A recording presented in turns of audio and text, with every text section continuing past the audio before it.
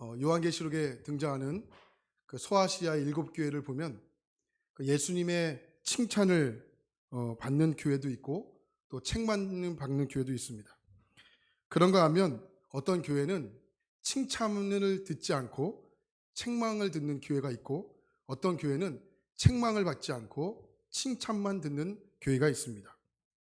오늘 살펴보는 라오디게아 교회는 안타깝게도 예수님의 칭찬이 없습니다. 오직 책만만 듣는 교회였는데 얼마나 심각한 무서운 책만을 들었는지 오늘 말씀 16절을 보면 이렇게 말씀하죠. 내 입에서 너를 토하여 버리리라. 근데 원어 성경을 보면 주님이 더 모욕적인 표현을 하세요. 토하여 내치리라. 토하여 내치리라. 여러분 이게 얼마나 모욕적인 표현입니까? 여러분 어떤 사람을 만나서 나 저 사람 진짜 싫어. 이 말과 나 저 사람만 보면 토할 것 같아. 여러분 이 말과 같은 말입니까? 그러니까 지금 라오디게아를 보는 예수님의 심정이 나 진짜 싫어. 이 정도가 아닌 거예요. 나 그 교회를 보면 토하고 내치고 싶어. 이 정도의 예수님의 모욕적인 표현을 하고 있다는 것이죠. 여러분 예수님의 성품을 한마디로 이야기하면 어떻게 이야기할 수 있을까요? 우리 많은 사람들이 예수님을 사랑이라고 정의하지 않습니까? 그런데 여러분 기도할 때를 보면 대표 기도할 때도 마찬가지고 개인적인 기도를 할 때 보면 이 표현들을 많이 사용하세요. 사랑이 많으신 하나님. 그죠? 물론 틀렸다는 표현은 아니지만 사실 이 표현보다 하나님은 사랑이시다. 이 표현이 더 옳은 표현인 것 같습니다. 우리의 언어는 보통 우리의 감정에 따라 달라져요. 우리의 감정이 나쁘면 우리의 언어는 나빠지게 되고 우리의 감정이 좋으면 우리의 언어는 좋아지게 돼요. 그러니까 하나님에 대한 표현은 우리의 감정에 따라 달라질 수 있다는 거죠. 근데 하나님은 우리의 감정에 따라 변질되는 분이 아니세요. 그러니까 하나님 이꼬로 사랑, 사랑 이꼬로 하나님. 그러니까 여러분들이 기도하실 때 사랑이 많으신 이런 표현도 좋지만 하나님은 사랑이시다. 그러니까 이렇게 기도하는 것이 성경적인 표현인 것 같습니다. 근데 하나님의 그 사랑 자체이신 그분께서 라오디게아를 보시면서 토하고 싶다, 내치고 싶다. 사랑 자체이신 분이세요. 여러분 라오디게아가 어느 정도였으면 예수님께서 이렇게 심각하고 모욕적인 표현을 하실 수밖에 없는 것일까요? 우리의 인생을 가리켜 이게 마라톤을 많이 표현해요. 왜 마라톤이라고 많이 표현하냐면 힘들기도 하지만 그 속에는 많은 고비와 또 많은 변수가 있기 때문에 그래요. 2008년 3월 2일에 열렸던 마라톤 대회에서 어떤 한 선수가 마라톤 경기에서 꼬리를 하는데 그 걸린 시간이 7일 5시간 45분에 완주하게 돼요. 7일 5시간 45분이에요. 경기가 끝나고 일주일이 지났어요. 그리고 나서 그 결승점에 들어오게 됩니다. 왜 이런 일이 일어났을까를 알아보니까 이분이 베트남 전쟁에서 동료를 구하다가 폭탄에 그만 두 다리를 잃게 되면서 다리가 없는 거예요. 그런데도 어떻게 마라톤 대회를 참여해서 그 힘든 41.19km를 뛸 수 있었을까를 보니까 다리가 아니고 두 팔로 뛰어온 거예요. 그러니까 마라톤 경기가 끝나고 7일이 지난 다음에 5시간 45분에 그 경주점에 꼬링할 수 있었다는 거죠. 그런데 여러분 어느 누구가 이 사람을 가리켜 이 사람은 실패자다. 여러분 이렇게 이야기할 수 있는 분 계십니까? 아니에요. 누구도 그 사람을 가리켜 실패자라고 이야기할 수 있는 사람이 없어요. 오히려 그 사람을 향해서 우리는 이렇게 이야기하죠. 그 사람은 성공했다. 그 사람은 완주했다. 우리는 그렇게 이야기를 하죠. 여러분 하나님이 원하시는 삶이 뭐라고 생각하세요? 얼마나 빨리 달렸느냐? 아니면 얼마나 빨리 도착했느냐? 신앙으로 이야기하면 얼마나 빨리 성장했느냐? 여러분 어떤 삶을 하나님 원하신다고 보세요? 하나님이 원하시는 삶을 곰곰이 생각해 보니까 저는 이런 물음으로 확신합니다. 하나님이 우리에게 원하시는 삶은 그 신앙의 길을 포기하지 않고 오늘도 성실히 걷고 있느냐? 주님이 이 질문을 우리에게 묻고 있다고 저는 봅니다. 오늘 살펴보게 될 이 라오디게아 지역은 소아시아 지역에서 특별히 이 은행, 금융으로 중심됐던 지역입니다. 뉴욕의 월스트리트나 또한 뭐 아시아의 홍콩과 같은 금융의 허브와 같은 지역이 바로 라오디게아 지역입니다. AD 17년에 이 소아시아의 지역에 큰 지진이 일어나게 됩니다. 그 지진으로 인해서 성경에 기록된 빌라델피아, 또 서버나 사대와 같은 도시가 풍지박살납니다. 그리고 그 피해로 인해서 로마 황제가 그 도시에 5년 동안 지원을 하게 돼요. 금전적인 지원뿐만 아니라 세금까지도 탕감해 줍니다. 그런데 그런 어려운 가운데 유일하게 로마 황제로부터 도움을 받지 않았던 지역이 라오디게아 지역입니다. 그만큼 경제적으로 부유했던 도시예요. 또한 라오디게아 지역은 유명한 의과대학이 있어요. 그 중에서도 안과가 유명했습니다. 눈에 넣은 안약은 로마가 다스리는 전 지역에서 가장 유명하기로 손꼽는 지역입니다. 잘 볼까요? 경제적으로 부유하죠. 모든 면에서 여유가 있습니다. 그러다 보니까 도시 전체가 음란과 음주의 문화가 가득했죠. 또한 로마로부터 경제적인 도움을 받지 않으니까 자유로워요. 경제적으로 도움을 받았다는 이유는 로마 황제를 숭배했다 이런 의미거든요. 근데 경제적으로 도움을 받지 않아요. 종교적으로 자유합니다. 로마 황제를 숭배할 이유가 전혀 없습니다. 종교적으로 자유롭지요. 문화적으로 자유롭지요. 아주 유일한 도시가 라오디게아 지역이었습니다. 이런 지역에 교회가 있었다라고 성경은 말씀하고 있는 거죠. 그리고 오늘 말씀 17절에 보니까 자신을 가리켜 스스로 이렇게 평가하고 있죠. 나는 부자라 부유하여 부족한 것이 없다. 정말 아쉬울 것이 없는 거예요. 이 지역은 이런 분위기 속의 교회를 다닙니다. 부족할 것이 없는데 여러분 간절히 기도하겠습니까? 부족할 것이 없는데 눈물 흘리며 울며 불며 콧물 흘리며 하나님께 기도하겠습니까? 부족함이 없는데 예배하는데 사모함이 있겠습니까? 없는 거죠. 그런데 문제는 그 교회를 바라보시는 예수님의 반응인 거예요. 오늘 말씀 16절에 보니까 이렇게 말씀하죠. 내가 이같이 미지근하여. 그러니까 예수님께서 왜 이러한 표현을 하셨는지 여러분 이제 감이 오시지 않습니까? 그런데 더 정확하게 이 표현을 이해하기 위해서는 어떠한 정황 속에서 이 말씀을 이해하셔야 합니다. 특별히 이 라오디게아 지역은 이 미지근하다라는 표현이 얼마나 그 사람들에게 있어서는 모욕적인 표현인지를 누구보다도 잘 알고 있었던 사람이에요. 왜냐하면 지역적인 특성이 있었기 때문입니다. 부족함이 없다라고 말씀드렸습니다. 그러나 딱 한 가지가 부족해요. 그것이 뭐냐면 물이에요, 물. 물이 부족합니다. 화면에 보시면 잘 안 보이실 텐데 라오디게아 지역이 아래쪽에 있고 북쪽으로 10km 올라가면 히에라볼리라는 지역이 있어요. 이 히에라볼리 지역이 유명했던 곳이 있는데 휴양지로 유명했어요. 특별히 휴양 중에 어떤 휴양지로 유명했냐면 온천으로 유명합니다. 온천으로. 그래서 많은 사람들이 온천을 즐기기 위해서 히에라볼리라는 지역으로 많은 사람들이 여행을 떠나요. 근데 이 온천 중에서도 우리나라에서도 유명한 온천이 3군데가 있는데 수안보는 물이 썩지 않고 또 앙성은 탄산수고 또 뭐가 있을까요? 유성 온천은 왕이 이용한 온천이고. 그러니까 온천마다 특성이 있잖아요. 그러니까 히에라볼리도 온천으로 유명했던 지역인데 두 가지 특성이 있어요. 하나는 물이 굉장히 뜨겁다는 거예요. 또 하나의 특성은 이 물 안에 유한 성분이 들어있어요. 그러니까 라오디게아 지역의 사람들은 히에라볼리의 지역에서 배관으로 이용해서 물을 공급받습니다. 어떤 물을 공급받을까요? 뜨거운 물을 공급받겠죠. 근데 지금처럼 배관이 잘 되어 있겠습니까? 아니죠. 10km 되는 그 먼 거리에서 물을 끌어와야 되기 때문에 물이 오는 동안에 물이 다 식는 거예요. 그러니까 여러분 유황 성분이 들어있는 물을 마셔본 적이 계세요? 물이 식으면 지독한 똥 냄새가 나요.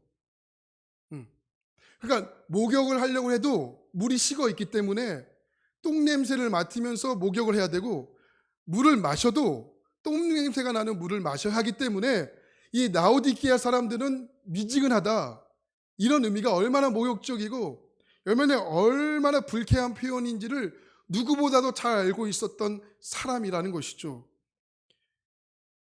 여러분 각 지역마다 나라마다 안 되는 표현들이 있어요. 우리나라에서 주로 긍정적인 표현을 할 때 대부분 어떤 표현을 사용하시죠? 권사님, 오케이, 오케이라는 표현을 해요. 오케이, 예. 오케이는 뭐예요? 좋다 이런 뜻이잖아요. 좋다. 근데 이거 오케이라는 표현을 쓰면 안 되는 나라가 있어요. 어디냐면 남미예요. 남미는 오케이라는 표현은 이성을 유혹할 때, 성적인 모욕감을 뜻할 때 오케이라고 써요. 특별히 프랑스에서는 오케이라는 표현은, 야, 권사님 오케이 하면, 야, 이 권사님 형편없다, 이 권사님 가치 없다, 이런 표현으로 프랑스에서는 사용한다는 거예요. 우리나라에서는, 야, 권사님 좋아, 권사님 좋아, 엄지손가락을 올릴 때 우리는 좋다라고 표현하잖아요. 그런데 여러분, 호주에서는 엄지척을 올릴 때는 거절을 표현하는 거예요. 엄지척 올릴 때는. 그리고 그리스에서는 입 닥치고 가만히 있어. 권사님 오늘 이런 표현인 거예요. 또 우리가 잘 사용하는 손바닥 보이는 부위는 사진 찍을 때 하나의 표주이지 않습니까? 그런데 그리스와 터키 지역에서는 상대방을 모욕감을 주는 표현인 거죠. 그러니까 우리가 기분 좋게 사용하는 표현들이 다른 나라에서는 절대로 사용하면 안 되는 표현들이 있다는 거죠. 제가 교육 전도사로 처음 나갔던 교회는 경기도 여주에 있는 아주 시골 교회, 조그만 교회였어요. 근데 이 교회는 약간 특이한 어떤 특징이 있어요. 두 가지 특징이 있는데, 하나는 뭐냐면, 첫 번째 특징은 한 마을이 전체가 한 교회를 우리 교회를 다녔어요. 마을 전체가. 그러니까 좋으면 좋고 안 좋으면 안 좋은 거예요. 그러니까 이 동네에서 한번 잘못된 소문이 나면 이 사람은 좋은 사람이 아닌 거예요. 좋던 싫던 상관없습니다. 그냥 안 좋은 소문이 나면 이 사람은 좋은 사람이 아닌 거죠. 두 번째 특징은 교회 건너편을 큰 길을 건너가면 큰 공장이 하나 있었는데, 그 공장이 코카콜라라는 공장이었어요. 그러니까 교회 내 80% 이상이 코카콜라 그 회사를 다니는 거죠. 근데 여러분, 우리 교회를 다니던 많은 분들이, 성도님들이 코카콜라를 얼마나 좋아하겠습니까? 흠모해요, 막 사랑해요. 그래서 그 명절 때 되면 선물을 줄 때도 언제나 뭘까요? 코카콜라. 여름 행사할 때도 언제나 선물이 뭘까요? 코카콜라. 다 코카콜라예요. 한 번은 제가 교회를 온 지 얼마 되지 않을 때였어요. 근데 교회에서 큰 행사를 하게 됐죠. 교회가 마당이 저희 교회보다는 작은데 그래도 교회 마당이 있어서 교회 마당에 이렇게 족구를 할 수 있는 족구대를 설치해 놓고 오후 예배가 끝나면 이렇게 권사님들이 족구를 하고 여성교회에서는 뭐 이렇게 간식을 준비하고 이런 일들이 그냥 항상 있었던 교회였어요. 하루는 한 장로님께서 저를 부르시더니 빨리 마켓에 가서 음료수를 사오라고 하시는 거예요. 그래서 제가 차를 몰고 음료수를 사가지고 그 족구장 하는 데에 이렇게 가지고 왔어요. 근데 음료수를 보시고 그 장로님의 표정이 영 좋지가 않은 거예요. 영 좋지가 않아요. 그래서 저를 이렇게 부르시더니 저에게 이렇게 말씀하셨어요. 전사님, 저희 교회에서는 포카리 스웨트를 먹지 않습니다. 이렇게 말씀하시는 거예요. 아니 왜요? 온몸으로 흡수되는 포카리 스웨트가 얼마나 맛있는데 왜 먹지 않습니까? 근데 그 장로님이 이렇게 말씀하시는 거예요. 저희 교회는 포카리 스웨트를 먹지 않고 파워에이드만 먹습니다. 이렇게 말씀하시는 거예요. 분위기가 엄청 살벌했어요. 정말 깜짝 놀랐습니다. 왜 그럴까? 왜 그럴까를 알고 보니까 포카리 스웨트는 코카콜라에서 만든 것이 아니었어요. 그리고 파워에이드는 어디서 만들었을까요? 코카콜라에서 만든 거예요. 저 그날 처음 알았어요. 코카콜라에서는 다른 음료도 만들구나. 파워에이드도 만들고 다른 음료도 많이 만드는 거예요. 그래서 제가 얼른 가서 파워에이드로 바꿔왔더니 장로님이 너무 좋아하시는 거예요. 이거지. 너무 좋아하셨어요. 그것을 알고 난 후에 뒤도 돌아보지 않고 파워에이드로 바꿔왔어요. 그때부터는 알게 됐죠. 아, 우리 교회의 금지어는 펩시콜라 먹어요. 칠성사이다 먹어요. 이 표현을 하면 안 되는 거구나. 그때부터 저는 그 교회를 나오는 동안에 펩시콜라와 칠성사이다의 주변을 얼씬거리지도 못했습니다.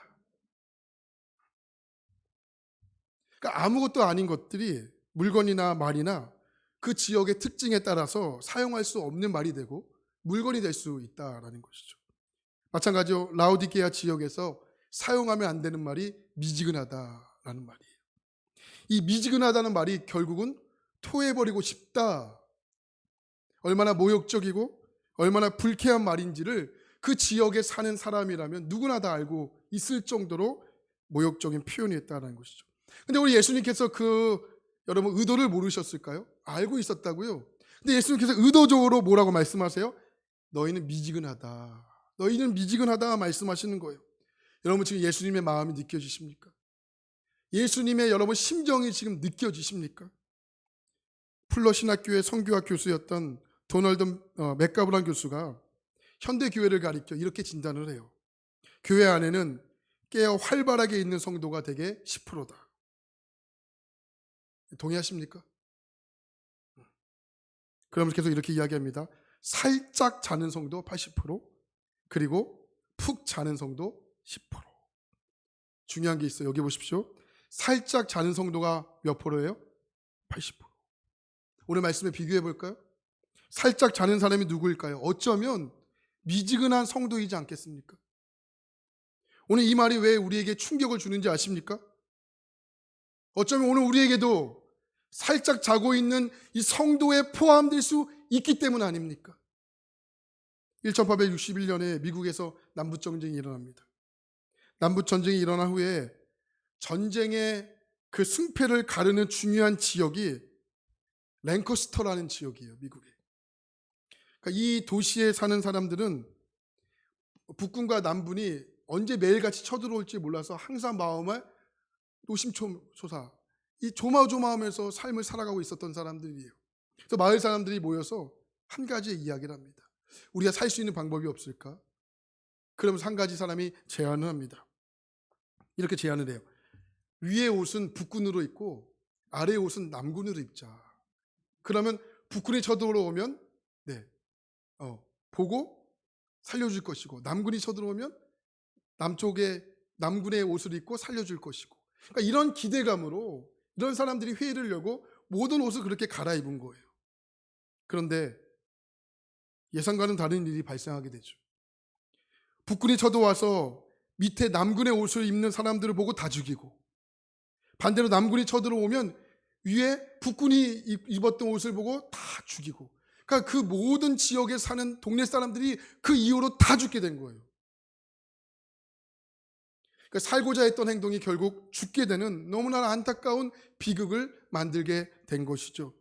이 모습을 보면서 이런 생각을 했어요. 어쩌면 하나님 있는 우리에게도 이런 일이 일어나는 것은 아닐까?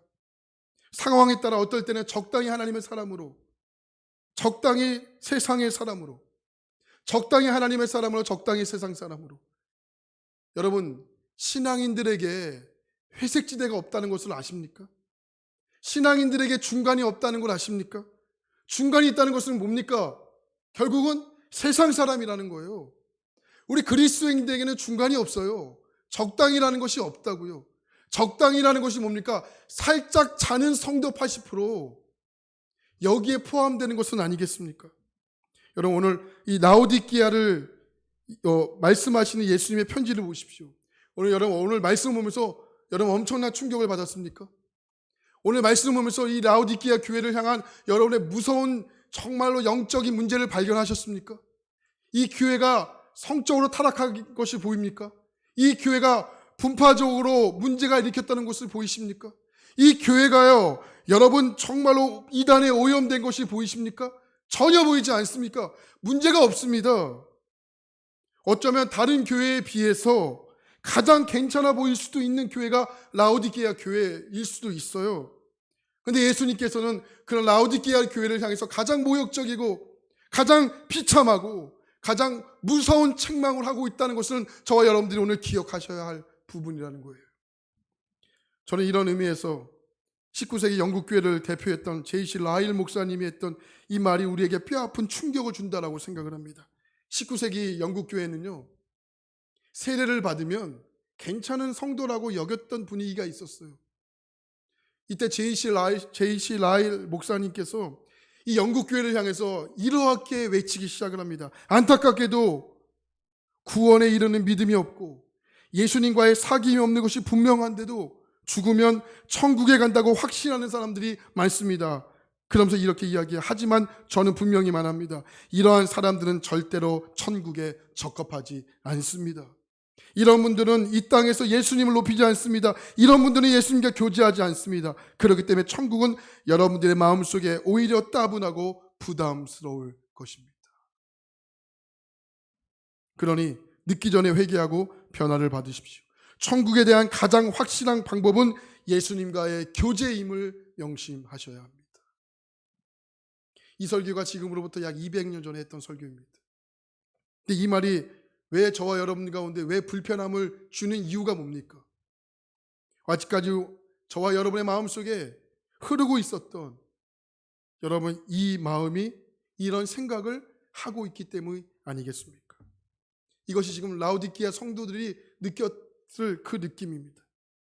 라오디게아 성도들은 자신을 가리켜 좋은 신앙인이라고 자부심을 가지고 살았습니다. 17절 말씀을 다시 보시면 내가 말하기를 나는 부자라 부요하여 부족한 것이 없다. 도대체 어느 정도로 자부심이 있으면 이 정도로 이야기할 수 있겠습니까? 예나 지금이나 여러분 돈이 많으면 많은 것을 할 수 있죠. 좋은 자동차, 좋은 집 장만할 수 있어요. 기죽지 않고 자녀들을 좋은 환경에서 키울 수 있어요. 예배 시간에 헌금도 많이 할 수 있으니 좋지요. 돈으로 할 수 있는 위대한 일이 상당히 많습니다. 부요함이 뭐가 도대체 문제라는 것입니까? 그러나 이 부요함이 신앙으로 잘 준비되어 있지 않으면, 이 부요함이 믿음으로 잘 준비되어 있지 않으면 오히려 그 부요함이 결국은 우리를 죄로 짓게 하는 가장 중요한, 가장 좋은 도구가 될 수 있다는 것을 아십니까? 그래서 사단이 가장 많이 사용하는 것이 이 부요함 아니겠습니까? 이런 면에서 두 가지 종류의 만족이 있다고 생각해요. 하나는 믿음 있는 상태의 만족과 믿음이 없는 상태의 만족. 믿음이 있는 상태의 만족은 언제나 어떤 상황에서도 결론이 감사함으로 여겨지게 되죠. 하지만 믿음 없는 상태의 만족은 감사함을 잃어버렸기 때문에 매우 위험합니다.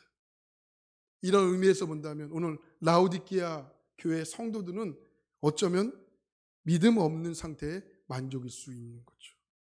그것을 어떻게 할 수 있습니까? 내가 부자라 부요하여 부족한 것이 없다. 그렇기 때문에 오늘 이 라오디게아 교회는 겉으로 보이기에는 이 화려함이 결국은 뭡니까? 그들에게 있어서는 가장 무서운 치명적인 여러분 아픔을 줄 수 있다는 거죠. 17절 말씀 다시 보십시오. 다시 한번 17절 말씀을 읽겠습니다. 시작. 내가 말하기를 나는 부자라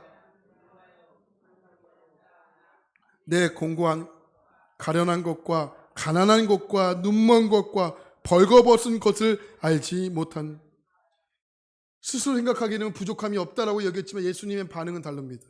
그 평가가 무엇입니까? 곤고하다, 가련하다, 가난하다, 눈멀었다, 벌거벗었다. 그러니까 스스로 라오디게아 성도들은 스스로 만족하고 있기 때문에 이와 같은 것들을 전혀 알지 못했습니다. 그래서 더 치명적인 거예요. 호세아 선지자가 뭐라고 외쳤습니까? 호세아 4장 6절입니다. 내 백성이 지식이 없음으로 망하는도다. 오늘 우리가 지식이 없어 망하는데 지식이 없어 망하는 무지함 중에 가장 심각한 무지함이 뭔지 아십니까? 그것은 지금 내 상태를 모르고 있다는 겁니다. 그래서 나는 부자라라고 외치지만 지금 내 상태가 얼마나 공고하고 가련하고 가난하고 눈멀고 벌거벗었는지를 깨닫지 못하는 이 치명적인 무지함이 오늘 우리에게도 충분히 있을 수 있다는 것을 명심할 수 있기를 축복합니다. 그래서 무난하게 어려움 없이 저와 여러분들이 이러한 신앙생활을 하기를 누구보다도 바라지만 그러나 만족한 상태가 어쩌면 나는 왜 이렇게 치열하게 나는 왜 이렇게 힘들게 신앙생활을 해야 합니까? 탄식하며 오늘도 그 치열함 속에서 기도하기 위해서 나온 우리의 기도, 우리의 몸부림, 이렇게 신앙생활하는 분보다 더 위험할 수 있다는 것을 우리는 아셔야 됩니다. 왜요? 탄식하며 또한 부르짖으며 하나님 앞에 왜 나는 이렇게 힘들게 나는 이렇게 버겁게 신앙생활을 해야 합니까? 기도하면서 신앙생활을 하면 지금 내 상태를 잘 알 수 있기 때문에 그래요. 우리가 부족함을 인지하지 못하면 결국은 내가 잘하고 있다는 이 착각 속에 빠져들기 쉽습니다. 노래를 못하거나 음을 잡지 못하는 사람을 우리는 음치라고 하죠. 운동신경을 둔한 사람을 가리켜 우리는 몸치라고 하죠. 이빨을 썩은 사람을 가리켜 우리는 충치라고 하죠. 김치찌개를 먹을 때 우리는 참치라고 하죠. 하지만 영적으로 자기를 진단하지 못하는 사람은 뭐라고 부를까요? 뭐라고 불러야 할까요? 그것을 오늘부터 우리는 영치라고 부릅시다.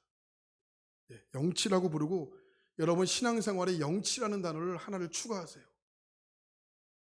바로 이런 영치들에게 주시는 예수님의 권면이 무엇일까요? 그것이 바로 오늘 말씀 18절의 말씀입니다. 자, 18절 말씀 같이 보겠습니다. 시작. 내가 너를 권하노니 내게서 불로 연단한 금을 사서 수치를 보이지 않게 하고 안약을 사서 눈에 발라 보게 하라. 그 해답이 뭡니까? 사서. 첫 번째 무엇을 사서입니까? 불로 연단한 금을 사서라고 말씀합니다. 여기 말씀 잘 보십시오. 그냥 금이 아니에요. 불로 연단한 금입니다. 불로 연단한 금이에요. 금은 그 어떠한 강물보다 더 뜨거운 불로 재련해야 합니다. 여러분 보통 금을 가리키는 어떠한 그 단위가 캐럿이에요. 캐럿. 여러분 그럴 때 우리가 99.9% 이렇게 이야기하잖아요. 그럼 그 금이 뭐예요? 24K라고 부르잖아요. 24K. 불순물이 조금 섞여 있다. 그럼 뭐라 불러요? 18K. 그거보다 조금 더 섞여 있다. 그럼 뭐라 불러요? 14K. 그러니까 금이라고 다 똑같은 금이 아니잖아요. 24K, 18K, 14K. 그러니까 순금을 나타내는 24K가 되기 위해서는 18K가 겪었던 14K가 겪었던 그 정도의 불로 가지고서는 24K가 될 수 없는 거예요. 6기 23장 10절 말씀 보니까 그러나 내가 가는 길을 그가 아시나니 그가 나를 어떻게 합니까? 단련하신 후에 왜 단련하십니까? 14K가 되기 위해서? 18K가 되기 위해서? 아니에요. 99.9% 내가 순금같이 되어 나아오리라. 할렐루야.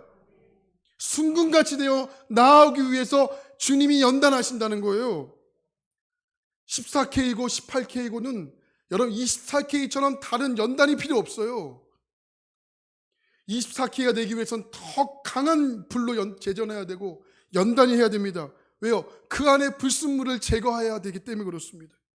하나님이 우리에게 원하시는 것은 세상의 취해, 세상의 부유함의 취해, 세상의 풍조의 취해 불순물이 있는 18K나 14K가 아니라 아주 강한 불로 재련한, 아주 강한 불로 연단한 그 24K, 그 24K.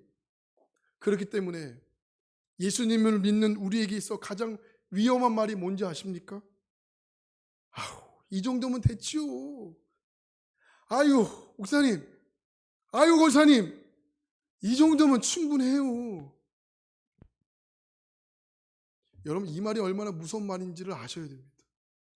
그래서 하나님은 그런 우리에게 하시는 말씀이 뭐예요? 베드로전서 1장 7절 말씀 보니까 하나님께서는 여러분들의 믿음을 단련하셔서 단련하지만 결코 없어지고 마는 금보다 더 귀한 것이 되게 하시며 예수 그리스도께서 나타나실 때에 여러분들에게 칭찬과 영광과 존귀를 얻게 해 주십니다.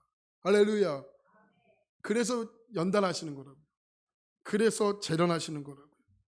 세상의 불순물을 재건하기 위해서, 떼벗기기 위해서 필요한 것이 연단인 거예요. 14K 아니에요. 18K 아니에요. 불순물을 제거한, 세상의 때를 벗겨버리는 바로 그 24K.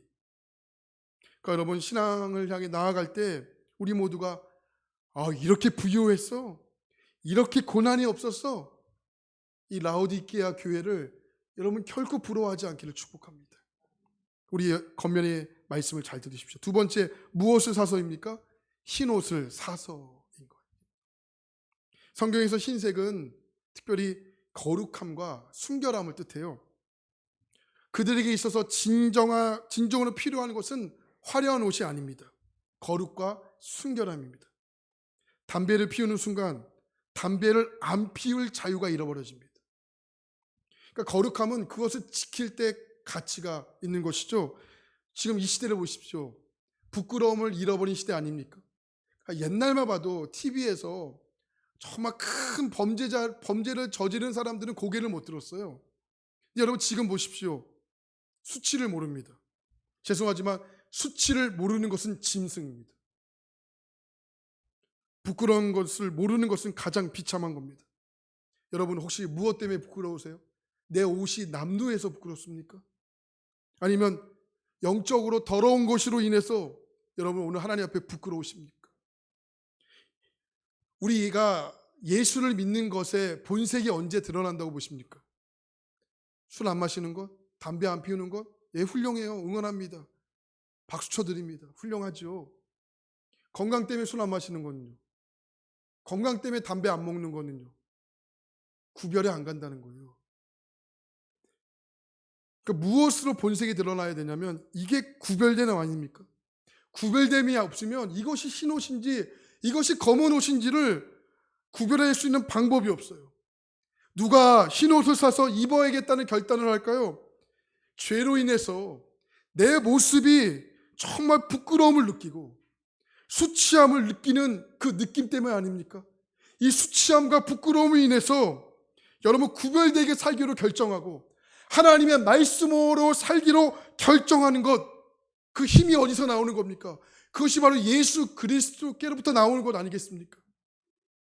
예수님 앞에서 바로 이 부끄러움을 회복하는 것, 이 수치로움을 회복하는 것이 우리가 예수님께 나가는 가장 중요한 기폭제가 될 수 있다는 것을 여러분 기억할 수 있기를 간절히 축원합니다. 세 번째, 무엇을 사서입니까? 안약을 사서죠. 라우디게아 지역은 의과대학으로 유명했다고 말씀드렸습니다. 특별히 안약이 유명했습니다. 예수님께서 안약을 사서라는 말씀은 너희가 세상의 유행과 부의 흐름을 읽은 눈을 발달했지만 영적으로 식별할 수 있는 눈이 없다는 거예요. 그러니 이제 어떻게 살라는 거예요? 육신의 안목이 아니고 영적으로 분별할 수 있는 영의 눈을 가지고 세상을 분별하며 살아라. 그것을 안약으로 비추어 말씀하시는 겁니다. 오늘 이 라우디게아 교회는요, 부유함을 자랑했던 교회였습니다.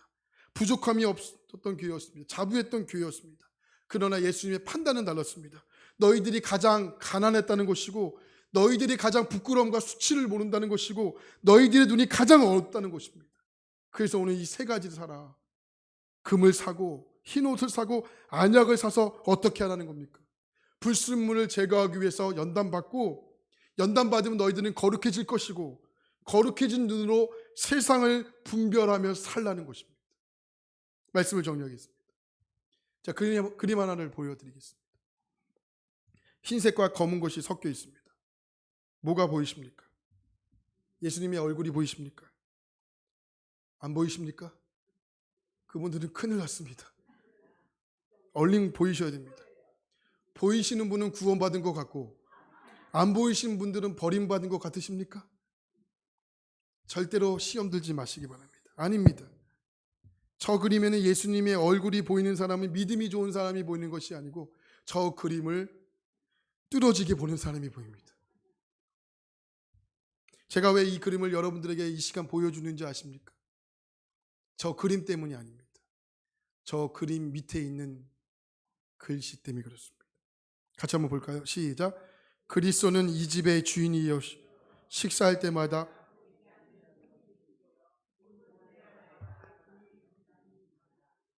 아멘. 우리 인생 가운데 가장 친하신 분이 누가 되기를 원하신다는 겁니까? 예수님이 된다. 그래서 예수님께서는 라우디게아 교회를 포기하지 않으시고 오늘 말씀 20절에 보면 이렇게 말씀하시는 거예요. 내가 문 밖에 서서 문을 두드린다. 그 예수님께서 우리의 인생 가운데 가장 원하시는 것은 모든 일 가운데 예수 그리스도와의 동행입니다.